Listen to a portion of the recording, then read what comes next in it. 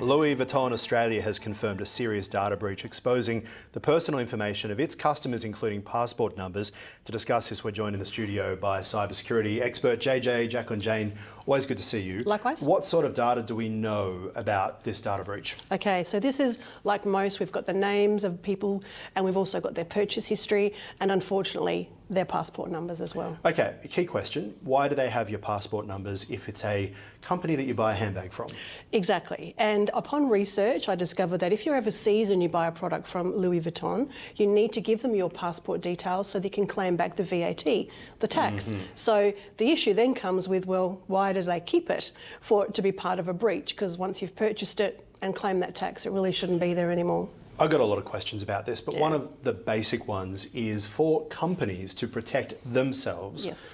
Do they need to be doing an audit on the data that they have, how long they have it, and question themselves, why do we have this? Absolutely, I agree 100%. I think we're past the point now of people saying, oh, we'll just manage the protection of people actually coming in. What are they doing with the data? And if they legally need to keep it for privacy reasons, for legal reasons, regulatory reasons, take it off whatever might be their system and put it somewhere else where it can't be infiltrated or captured by cyber criminals. Now, we don't know who's behind this, I assume. I believe it's taken 3 weeks for Louis Vuitton to let customers know. Yes. In that time, it was about 3 weeks ago that Qantas was hacked as well. Yes. You and I have been speaking a lot about that, and one of the key things that Qantas has been stressing is your passport details weren't leaked. Correct. This helps to fill out a picture of who you are. The more data is taken, the more they can work that out. Now, it has been said that the Qantas hack was about who's in the chairman's lounge. Yes. They may be likely to be Louis Vuitton customers. Exactly. So when we look at that profile I often talk about, your first name, last name, date of birth, addresses, current addresses, previous, mobile phone, email addresses, work history, freely available information, add in all the data breach information from the big breaches that we've had, plus the likes of this, you can start matching. The issue I have is we often think that two-factor authentication protects us and saves us, and no doubt if they're going to enter our bank institutions, it probably does. What is the concern about your digital profile being out there? What could they do with my passport details? Well, that's one of the key indicators for the 100 points you need to open a new account, a credit card, etc. So we talk about two very different types of data. The basic information, as I've mentioned, and then the unique identifiers. Passwords, we're looking at passport, Medicare, things that are very unique to us, driver's license numbers that must be replaced. We can't replace our names or birthdays. Those type of things are the elements that need to be critically looked after and protected. I've had a number of breaches, including someone who just broke into a letterbox and opened a check from the ATO. There you go. Which I was on holidays at the time and I couldn't understand what was going on. It can happen in so many different ways. And you and I are often talking about the person, the consumer whose data gets taken.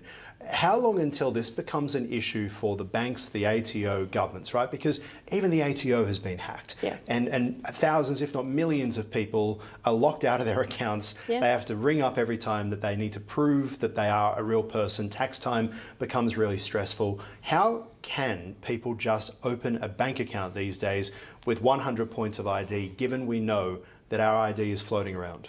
I think things will be changing from an ID perspective, and how do I prove who I am if someone else can also do that, if they do steal my identity with enough information to make that happen. We've got organisations like Qantas, like Louis Vuitton, who probably have really good systems in place. But when a third party is involved, so another organisation, part of the supply chain, they get breached, which is what we've seen here, that's when information can be gathered. And so AIs make it a lot easier, right? Voice cloning, for example, being able to tailor products and emails as if it really is from the real source too. Correct. It's not hard to do if you're very good at any Canva or Photoshop, you can do these things. How hard is it becoming for people to then know what's legitimate or not? Well, that's where critical thinking comes into play. It's something that we think is a natural talent or gift. It isn't. It's the stop, think and really pay attention to what you're reading. Is this real? Is the person I'm talking to real? If you rang me and said, oh, we've changed banking details, can you please deposit money into this account? And they've never done that before. I would say, okay, thank you for that. And then I would find another way to communicate directly to you to see if that was real. Even if it was, I would still do that check. What's interesting is some of these scams feel really obvious as well. Like as you mentioned, the people sending a text message saying, "Hey mum, I've lost my phone, can you transfer me some money?" Yep. But people are still falling for these things, right? They are. And it's as simple as having a code for your family to use should something like that happen, because it's going to happen more. Have a code that everyone knows, a word something, so that when you do get that, correct, the secret word. And do you think the onus should be on organisations to pay for replacements of passports? Because if your passport details are out there, you're going to want to fix it. But every July comes around and the federal government, to try and pay off national debt, pushes up the price of a passport. Exactly. Yeah, I do believe that if something like that, your unique identifiers, if they're part of a breach, absolutely expedited and fully paid for. JJ, appreciate your time. Thank you so much for joining us here at Ticker Today. Thank you.